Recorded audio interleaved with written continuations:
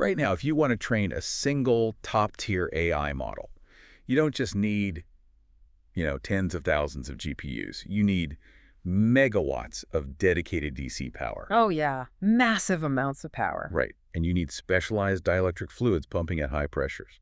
And honestly, a physical orchestration strategy that looks less like a traditional server room and more like the engine compartment of a nuclear submarine. That is a highly accurate comparison, actually. Because the modern cloud isn't some invisible, weightless magic trick. It is the absolute definition of heavy industry. It's overwhelmingly physical, densely packed, and operating on the absolute bleeding edge of thermodynamics. It really is a remarkable engineering bottleneck. I mean, we have reached a point where the limiting factor in computing isn't just the silicon itself anymore. Right. It's the literal physical infrastructure required to keep that silicon from catching fire. When you scale up to the size of a 100,000 square foot facility, you are fighting physics on a daily basis. Welcome to the Deep Dive. Today, we are exploring a document that serves as the ultimate map of this physical reality. We are looking at the Supermicro SuperCloud Composer. Or SEC, for short. Exactly, the SEC POD View User Guide. Specifically, Release 3.12.0 from April 2026. And whether you are an infrastructure architect prepping for a major facility build-out, or you're just, intensely curious about how these sprawling server farms are managed remotely down to the millimeter, this is your definitive breakdown. To frame this for you, the SEC POD view is a visual racked management architecture. But it's not just a simple mapping tool. Like a Visio diagram or something. You're right, right. It is a structural necessity. Right. When a data center operative is configuring workloads, let's say they are balancing a storage-heavy big data Hadoop cluster against, well, the thermal nightmare of a JBOG accelerator farm. Which run incredibly hot. Extremely hot. And they have entirely different physical constraints. I mean, a Hadoop cluster might stretch across multiple aisles with massive storage arrays, but an AI accelerator farm needs to be tightly packed. Just to minimize the physical distance for high-speed cabling, right? Exactly. This software is the interface that bridges the logical intent of the network with the concrete reality of the physical floor. Okay, let's unpack this. Because the question is, how do you turn thousands of tons of metal and silicon and high-tension cables into a clean, clickable digital map? It's a huge undertaking. Because before we can even begin to route data to a specific server, we have to understand how the entire facility is logically ingested into the software. We really have to start at the absolute highest level. Right. So the ingestion point for all physical hardware into this digital topology is categorized into what SEC calls the discovery pool and the manual pool. And we should probably focus on the discovery pool here. Definitely, because this is where day one provisioning happens at scale. When technicians are on the floor physically racking servers, bolting them in, and applying power, those machines don't immediately join a cluster. They don't just magically start doing work. No, not at all. Instead, the moment they draw power and hit the management network, a discovery agent intercepts them. It operates via protocols like DHCP and MXC address broadcasting to basically catch their presence. And the system effectively quarantines these new assets into this pool. So the discovery pool is functionally a staging ground. That's a good way to put it. The hardware is physically racked, pulling idle current, recognized by the network. But from an orchestration standpoint, it's completely inert. Yes. Like, it doesn't have an IP address assigned to a specific workload, and the routing tables don't even know it exists. That is the exact mechanism. The hardware is in administrative limbo. An architect then uses the software's drawer configuration wizard to pull assets from that pool. And put them where? And bind them to a highly rigid hierarchy. The software enforces a strict tree view topology. Pools flow into PODs, and PODs are subdivided into groups. Okay, let's define the parameters of a POD in this specific ecosystem. Because, if you work in containerized software development, a pod is a tiny microenvironment. Like a Kubernetes pod. Right. But in physical infrastructure management, the scale is vastly different. Vastly different. In the SEC architecture, a POD represents a physical collection of multiple racks. Operationally, a POD is usually constrained by the facility's power and cooling zones. Oh, interesting. So it's tied to the physical utilities. Exactly. For example, an entire hot aisle containment row running off a single, massive, uninterruptible power supply might be defined as a single POD. It is the macro-level building block. Got it. And then what about the groups? Stepping down from the POD, you have the group. A group is a collection of one or more racks within that POD that share a specific functional purpose. Okay, so what stands out to me here is the reliance on visual abstraction. How do you mean? Well, we are talking about sysadmins who literally live in command line interfaces. They write complex API scripts to manage infrastructure. Yet the SDC POD view relies heavily on this color-coded UI. It does. You assign specific color bands or icons to these groups. But isn't relying on a visual GUI actually kind of a step backward for heavy-duty enterprise engineers? Like, why not just manage the topology purely through code? What's fascinating here is how the software acknowledges the cognitive limitations of managing physical space via pure code. Oh, that makes sense. Right, because when you are dealing with the physical layer, a human being actually has to walk onto the data center floor. Say they need to replace a failed drive or trace a physical fiber run. A visual map drastically reduces the time to resolution. Because they aren't just staring at a spreadsheet of IP addresses. Exactly. If an ambient temperature alarm triggers in a specific cluster, color coding ties the logical alert to a physical zone instantly. You literally see the red diamond group flashing on the floor plan. You do. It bridges the gap between the telemetry data and the geographic reality of the building. That makes total sense when you factor in remote hands. Yeah. Because the senior architect might be sitting in Seattle, but the technician physically walking the floor in Nevada needs to know exactly which aisle to walk down. Without a doubt. But speaking of how the database organizes this, there is a remarkably quirky rule in the user guide regarding these group names. Oh, the default naming rule? Yes. The documentation explicitly states that a group name cannot be exactly default. Capital D, lowercase e-f-a-u-l-t. All right, it is case sensitive. It's strictly case sensitive. However, the system allows the administrator to create the exact same name with different casing, like default in all caps or default all lowercase. Which seems wildly counterintuitive. Completely. From a database schema perspective, allowing such a strange naming loophole seems like a recipe for catastrophic configuration errors. Why would they allow it? It definitely looks like a flaw on the surface, but if we analyze the database architecture, it's actually a calculated compromise. How so? Well, default with the capital D is hard-coded as the root container in the system's baseline configuration. If an administrator were allowed to overwrite or modify that specific string, they could corrupt the underlying inheritance structure for all unassigned assets. Oh, wow. So it would break the whole staging ground we just talked about. Exactly. The system protects that exact string to maintain baseline stability. However, by making the restrictions strictly case-sensitive, they avoid locking out the word entirely.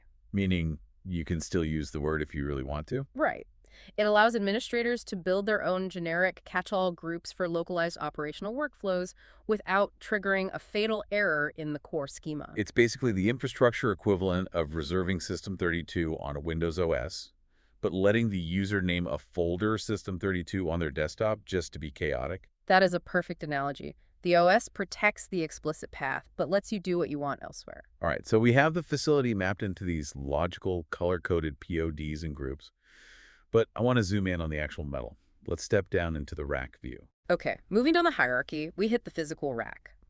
In the SCC interface, this view provides all the critical metadata. Things like rack location, group name, that sort of thing. Yes, rack location, group name, a custom description, and the physical rack size. The standard footprint, of course, is the 42U rack. Though I know hyperscale facilities are increasingly pushing into 48U or even 52U territory. Oh, absolutely. They have to, just to maximize vertical density. Floor space is incredibly expensive. We know the rack is the fundamental unit of deployment, Yeah. but the guide emphasizes a feature where clicking a detail icon pulls up a high-fidelity graphical rendering of the front and rear views of the rack. Yes, the graphical view. Why is rendering the physical port layout so critical in a piece of management software? If I'm querying an IP table, I know the server is online. Why do I care what the back of it looks like? Because an IP table doesn't tell you about airflow impedance or static load distribution. When you are managing a 42U rack, you are managing physics. The graphical rendering in the SEC POD view tracks the specific drawers or chassis down to their physical position. Like exactly which slot they are screwed into. Exactly. It logs the U height, the manufacturer's SKU, and the exact serial numbers of computes, JBOFs. And JBOFs are pure flash storage arrays, for anyone wondering. Just a massive box of solid-state drives. Right. And it tracks the switches, too. If you need to deploy a new for-use storage array from the discovery pool, an IP table won't tell you if slot 38 at the top of the rack is physically empty. Good point. And more importantly, the graphical view prevents an engineer from accidentally deploying a massively heavy storage array at the very top of a half-empty rack. Which I assume creates a pretty severe tipping hazard. A massive hazard, especially during a seismic event. You do not want a top-heavy rack in an earthquake zone. So it's essentially physical Tetris, but with multi-million-dollar penalties if you get the weight distribution wrong. That is exactly what it is. And it's not just about weight, it's about cable lengths too, right? If the top of rack network switch is 30 units away from the bottom drawer, you need to know if the physical copper twin-X cables will even reach. Yes. The visual layout validates the mechanical reality before you dispatch a technician to do the physical work. You don't want them getting out there only to realize the cable is 2 feet too short. That would be a nightmare. It forces the administrator to update the drawer location whenever a physical move occurs, ensuring this digital twin remains perfectly synchronized with the hardware on the floor. Okay, here's where we hit a massive bottleneck, though. We have these dense 42U racks meticulously mapped out. But to run enterprise hardware, you need immense amounts of power. More than most people can comprehend. Right. And every single power strip, or PDU, power distribution unit, is a managed device. It has to be. The SCC guide explicitly tracks the PDU's IP address, the manufacturer like Schneider Electric, the product SKU, and the serial number. Now, managing standard rack PDUs is one thing, but when you scale to a 100,000 square foot facility, you're talking about thousands of power strips. And they all require network telemetry to report voltage drops or to remotely cycle power. Yes, they do. Aren't you going to burn hundreds of incredibly expensive top-of-rack switch ports just for power telemetry? Like, just to plug the power strips into the network? That is one of the most critical logistical hurdles in facility management, and it brings us to a major architectural solution detailed in the manual, the cascading feature. Oh, right. I saw this in the guide. Yeah. When you look at the PDU telemetry in the rack view, you'll see a specific configuration column for cascading mode, which operates as on, off, or not supported. Here's where it gets really interesting. How does the cascading architecture actually solve the network port bottleneck? Because at the end of the day, that telemetry data still has to flow back to the main management cluster. It solves it through a master-slave aggregation protocol. In cascade mode, up to 32 guest rack PDUs. The slaves. Right, the slaves. They can be physically linked together, usually via a localized out-of-band serial connection like RS-485. So they are daisy chained together physically. Exactly. All 32 of those PDUs funnel their telemetry data. The current draw, the voltage metrics, the phase balancing, they funnel all of that up to a single master PDU. Oh, wow. And that master PDU is the only device that physically connects to the enterprise network and requires an IP address. If we connect this to the bigger picture, the economics of this are just staggering. They really are. Let's just do the math on a standard data center deployment. If you are using a standard 24-port enterprise management switch at the top of the row, and you don't use cascading, you literally burn 24 ports just to monitor 24 PDUs. Yes. That means you are buying a $5,000 piece of networking gear purely to monitor the power strips, leaving 0 ports for actual compute management. And in a hyperscale environment, wasting switch ports is a cardinal sin. It's just throwing money away. Right. But by enabling the cascading feature, that same 24-port switch can now monitor 768 individual rack PDUs. Exactly. You take the 24 ports, multiply them by the 32 cascaded devices behind each port, and you've achieved a massive reduction in physical cabling. Not to mention the IP address allocation. Oh, saving that many IP addresses is a huge relief for network admins. You drastically reduce the switch hardware costs, too. That is incredible. And the SCC console elegantly parses this nested data. It displays the entire cascading chain, master, slave A1, slave A2. So the administrator still has granular visibility down to the individual serial number, despite only hitting one IP address. It's an incredibly elegant way to cheat the port density problem. It really is. But solving the power delivery bottleneck just creates a much more dangerous secondary problem, thermodynamics. Always. Heat is the ultimate enemy. If you have 768 PDUs running at full tilt, you are concentrating unimaginable amounts of heat into very confined spaces. Traditional data center cooling, just blasting cold air from the floor tiles, that isn't going to cut it anymore. No, traditional computer room air conditioning or CREs units are functionally obsolete for high-density architectures. Really, completely obsolete. For this level of compute, yes. Air is a terrible conductor of heat. Its specific heat capacity is just too low to absorb the thermal output of modern silicon. Wow, okay. This is why the SCC-POD view introduces specific tracking for advanced cooling systems, most notably the in-row CDU and the sidecar. Yeah, the manual refers to these as liquid cooling consoles. I really want to dive into the sidecar specifically. Yeah. The sidecar CDU isn't just a fan. From the description, it sounds like a dialysis machine for the server rack. That is an incredibly accurate analogy, actually. A sidecar coolant distribution unit sits physically attached to the side of a specific rack or a group of racks. Like a motorcycle sidecar. Exactly. But instead of relying on ambient airflow, it is a localized pumping and heat exchange station. It pushes chilled liquid, which is often treated water or specialized dielectric fluid, directly into the server chassis. Right to the source of the heat. Yes, through cold plates mounted directly on the CPUs and GPUs. And it pulls the boiling thermal energy out instantaneously. And because it's a dialysis machine for the servers, it requires intense, real-time monitoring. Constant monitoring. The SCC-POD view tracks the sidecar's IP address and MASI address, row location, and product SKU view. It is treated with the exact same network priority as a core server. It has to be. Because if the sidecar drops offline and the pumps stop pushing fluid, we aren't just talking about a slow degradation of performance, right? We're talking about silicon literally melting its own solder within a matter of minutes. Within seconds, in some extreme cases. Seconds. The software has to monitor the flow rate, the pressure differentials, and the inlet and outlet temperatures constantly. If a pump fails, the SEC software must instantly orchestrate a graceful shutdown of the attached compute nodes before thermal runaway destroys the hardware. It's intense. We are piping highly pressurized fluid directly past millions of dollars of sensitive electronics. It's a high-stakes environment. Now, alongside the power and the cooling, we have to talk about the data flow architecture. Because the guide outlines standard network switches, but it spends significant time on PCIe switches. Yes, it does. It details 3 specific states for these switches: normal, exception, or stale.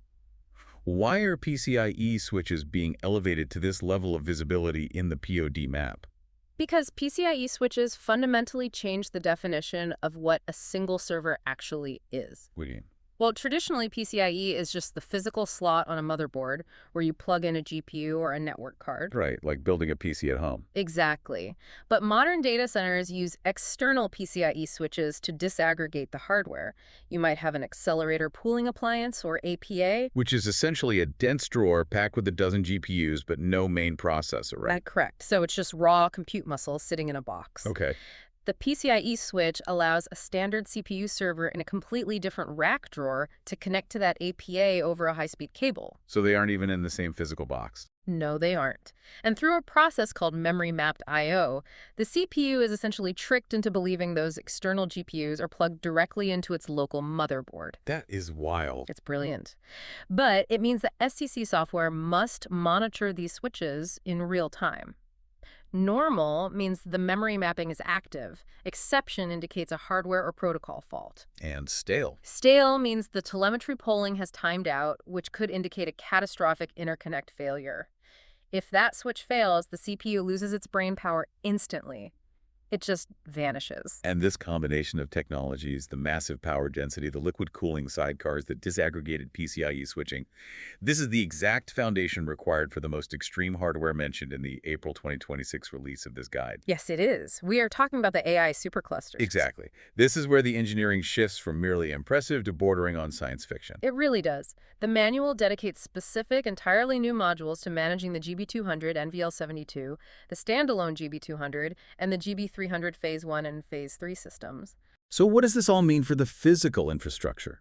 We've transitioned from discussing standard 1U compute drawers to specialized AI superclusters.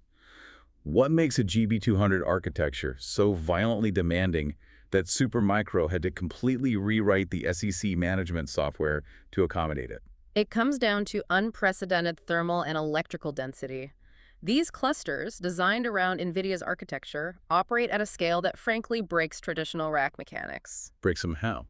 Well, a single NVL72 rack can pull upwards of 120 kilowatts of power. 120 kilowatts for one rack. Yes, And to put that in perspective, a traditional enterprise server rack might pull 10 to 15 kilowatts. Oh my God, so it's a 10x multiplier. Easily. And to Yeah. manage this, SEC added monitoring for dedicated power shelves. Yeah, the manual specifically highlights support for the PowerShelf Delta monitor. Tell me about the engineering shift here, because we are moving away from standard power supplies in every server, right? Yes, completely.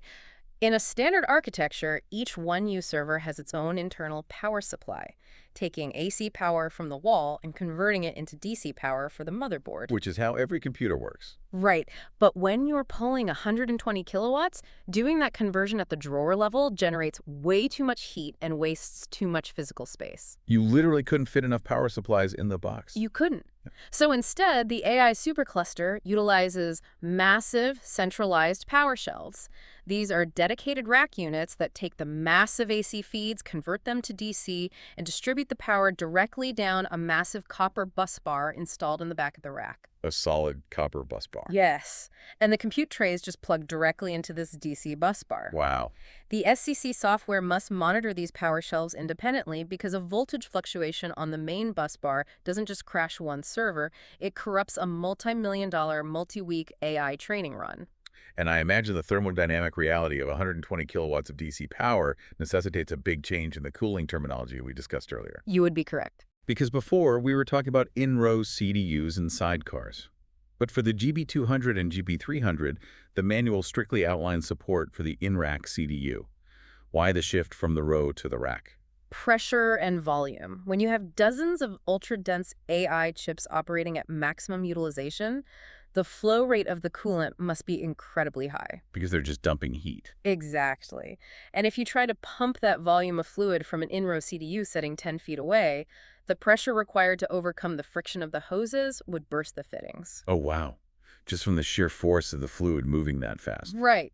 The pumping and heat exchange mechanisms must be moved physically inside the exact same rack as the compute trays to minimize the distance the fluid travels. Which saves the pipes from bursting. Exactly. And the software tracks this in-rack CDU just like a server, providing graphical maps of the plumbing manifolds on the rear view. Because a leak here is catastrophic. A leak here destroys everything. The sheer physics of it is wild.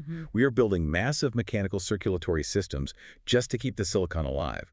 And obviously, it needs an equally massive nervous system to connect all these processors. Right, which is why the guide heavily features the NVLink switch in this section. Tell me about NVLink. Well, standard Ethernet or even traditional PCIe switches just do not have the bandwidth or the low latency required for these AI chips to share memory during massive matrix multiplications. The math happens too fast. Way too fast. NVLink is a proprietary high-speed interconnect that essentially merges all the GPUs in the rack into one massive unified brain. The SCC POD view treats the NVLink switch as a highly critical asset, monitoring its telemetry constantly.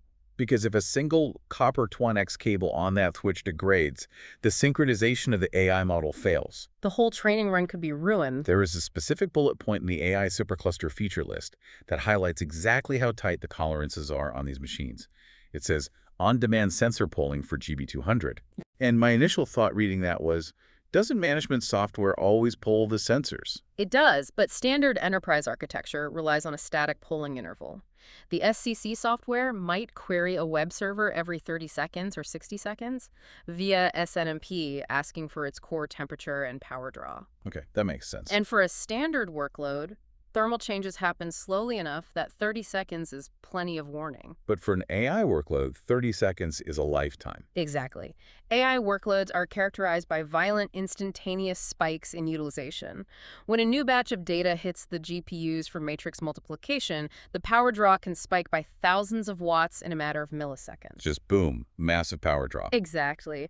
The silicon heats up so fast that if the software waits 30 seconds for the next scheduled pull, the hardware could already be in thermal runaway, permanently damaging the dies. So on-demand sensor polling is basically a programmatic override. Yes, it is. It allows the automated orchestration scripts to request instantaneous, real-time telemetry from the GB200 sensors the exact millisecond workload is deployed. It proves that the physical tolerances of these superclusters are so extreme that standard time series monitoring is functionally dangerous. It requires absolute real-time awareness of the physical state.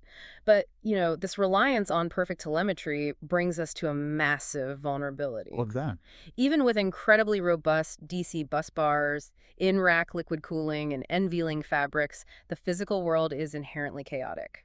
Hardware degrades. Connectors fail. Right. What happens to the digital twin when the physical reality breaks? The software has to have a contingency for that chaos. And in the troubleshooting section, the user guide actually outlines specific caution messages when the SEC software loses contact with the hardware. The primary alerts are node, no longer reachable, and exception node. Right. And these alerts apply universally across the topology: computes, APAs, PCIe switches. And the recommended remediation action in the manual is highly revealing about how this entire architecture fundamentally operates. What does it say? It says, this node is no longer reachable to SEC-monitored agent. Please check its BMC network connection and perform rediscovery. Check the BMC network connection. This brings us to a critical piece of anatomy. Because if the troubleshooting guide says to check the BMC network connection, it implies the entire multi-million-dollar management software is entirely dependent on this one tiny component. It is entirely dependent on it. What exactly is a baseboard management controller, and how does it interface with SCC? The BMC is really the unsung hero of all enterprise architecture. It is a highly specialized, low-power microcontroller embedded directly onto the physical motherboard of the server. So it's a computer inside the computer. You can think of it as a tiny, completely independent computer running its own lightweight operating system, usually a variant of Linux. It has its own dedicated network interface port on the back of the chassis, entirely separate from the massive 400 gigabit beta ports the AI uses. And crucially, it runs on standby power, right? Precisely. The BMC operates on the 3.3-volt standby rail of the power supply. Meaning what, exactly? This means that as long as the power cable is physically plugged into the wall, the BMC is awake and on the network, even if the main server CPUs are completely powered off, or if the main operating system has catastrophically crashed. Wow. So it has deep hardware-level access. It basically intercepts the physical telemetry pins on the motherboard before the OS even boots up. Yes. It communicates via protocols like I2C or IPMI to read the thermal diodes on the CPUs, the RPMs of the fans, and the voltage regulators. The BMC is the entity that actually talks to the SuperCloud Composer software. Oh, I see. So when SEC wants to know the temperature of an AI node, it isn't asking the main operating system at all. No, it's asking the BMC. The BMC allows the administrator to remotely mount an ISO file and reinstall the OS, or force a hard power cycle, exactly as if they were physically standing on the data center floor pushing the power button. This is the exact definition of lights-out management. That's the industry term, yes. But this introduces a massive philosophical problem for the digital twin we've been talking about. How do you figure? Well, if the out-of-band management network drops, or the Ethernet cable running to the BMC is accidentally unplugged by a technician walking by, the SCC software goes entirely blind to that machine. Yes, it does. The main server could be humming along perfectly, crunching an AI model, liquid cooling flowing perfectly, but the management software registers an exception node. The map no longer reflects the territory at all. That is the ultimate vulnerability of remote management. When the BMC drops, the node becomes a ghost in the system. The SCC software loses its ability to enforce thermal safety protocols. And the manual solution is brutal in its simplicity. What is it? It says, check the physical cable, attempt a digital rediscovery to force a handshake, and if it fails, just delete the host entry from the POD view. Just erase it. Literally, just erase it from the map. If I can't monitor it, it doesn't exist. It is a stark reminder that beneath all this beautiful color-coded software abstraction, you are still relying on a 50-cent plastic RJ45 clip holding a network cable into a motherboard. It always comes back to the physical layer.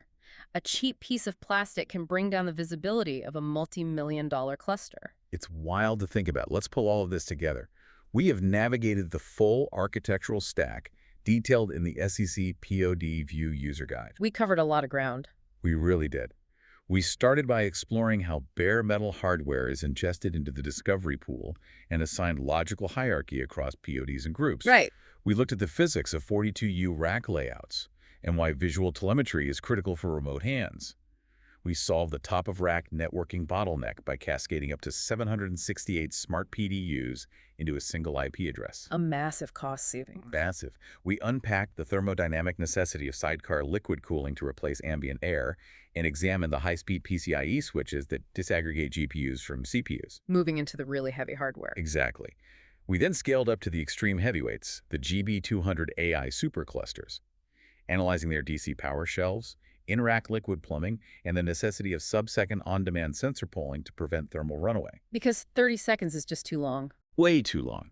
And finally, we saw how this entire digital twin relies entirely on the tiny, standby-powered BMC to keep the software tethered to the physical world.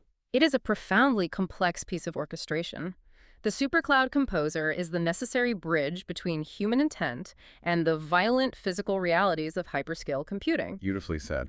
But analyzing this manual, particularly the requirements for the AI superclusters, raises a structural question about the future of these facilities. What's the logical endpoint of this trajectory, you think? Well, the SEC POD view allows a human architect to sit in an office in Tokyo and instantly analyze the pressure differential in a liquid cooling manifold in a rack in Iceland. Right. As these digital twins become increasingly flawless, and as the hardware density requires environments that are actively hostile to human biology, extreme acoustic noise, tightly packed in-rack plumbing, and temperatures that require fire suppression environments with lowered oxygen. Humans can't survive in that. Exactly. We are rapidly approaching a threshold.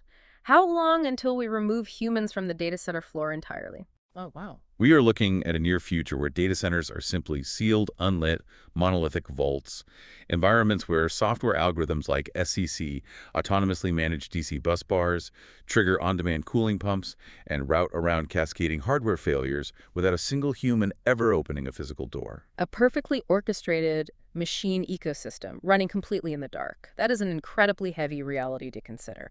Thank you for joining us on this deep dive. If you are listening to this, the next time you deploy a workload to the cloud, take a moment to consider the massive thermodynamic engine roaring just behind that digital interface. We'll catch you on the next one.